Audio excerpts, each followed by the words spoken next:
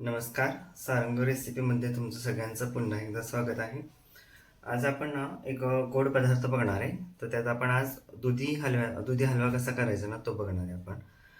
दुधाचा हलवा हा शक्यतो जास्त केला जात नाही. गाजर हलवाच केला जातो.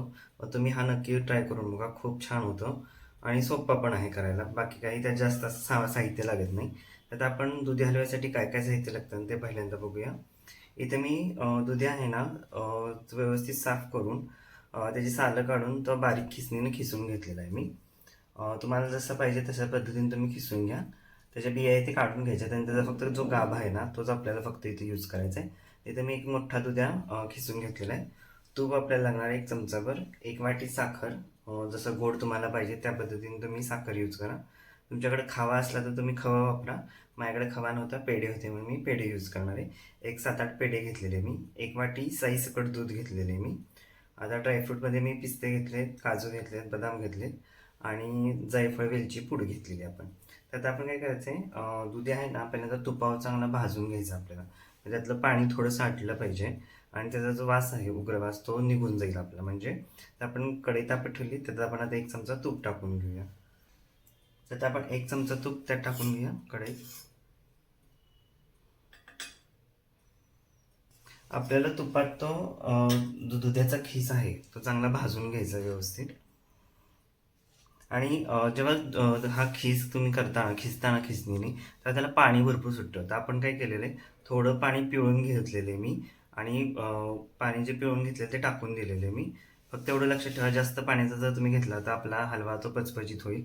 आपल्याला तसा नको आहे, आपल्याला असा सुटसुटीत व्यवस्थित हलवा पाहिजे. तर त्यासाठी तुम्ही घेताना पिळून घ्यायचं आहे आपल्याला पाणी त्यातलं. थोडं प्रमाणात चालेल पण जास्त प्रमाणात नको आहे आपल्याला. अगदी आपला असा गोळा होईल या पद्धतीनं पाणी तुम्ही फक्त त्यातलं काढून घ्या.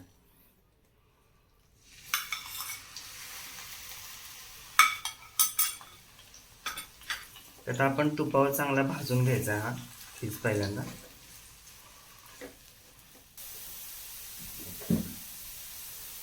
तर आपला दुधी बघा व्यवस्थित मी परतून घेतलेला आहे. थोडा कोरडा झालेला आहे आपला, जास्त असं पचपची दिसत नाही आणि पाणी पण यातलं कमी झालेलं आहे.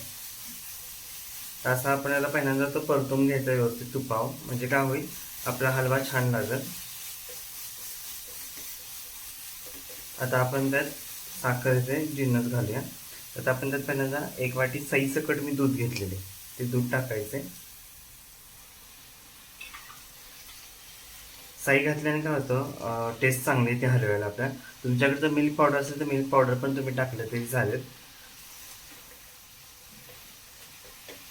आता आपण त्यात पेढे चुरून टाकूया. तुमच्याकडे खवा असेल ना तर खवा तुम्ही भाजून वापरा, टेस्ट चांगली लागते. जर कच्चा तसाच वापरला तर टेस्ट चांगली लागत नाही अजिबात. त्यामुळे थोडासा खवा भाजायचा आणि मगच तो यूज करायचा. आता पेढे टाकून झाल्यानंतर आपण त्यात साखर घालणार आहे. साखर आपल्याला जशी आवश्यकता आहे तशी घालणार आहे. मी एवढी पूर्ण वाटी साखर घालणार नाही, कारण का पेढ्यात थोडीशी साखर असते त्यामुळे मी कमी वापरणार आहे.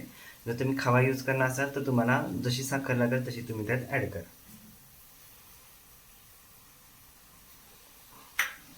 आता आपण ही साखर पण त्यात मिक्स करून घेऊया. साखर टाकल्याने काय होतं, हलव्याला पाणी सुटल आणि त्या पाण्यामध्ये तो आपला हलवा व्यवस्थित कुक होईल.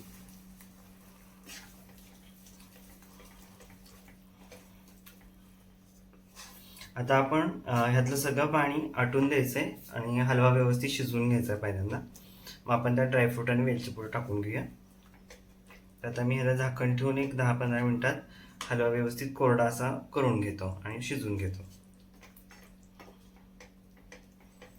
पूर्ण त्यातलं हे पाणी आटलं पाहिजे आपलं आणि आपला हलवा पण व्यवस्थित शिजला पाहिजे.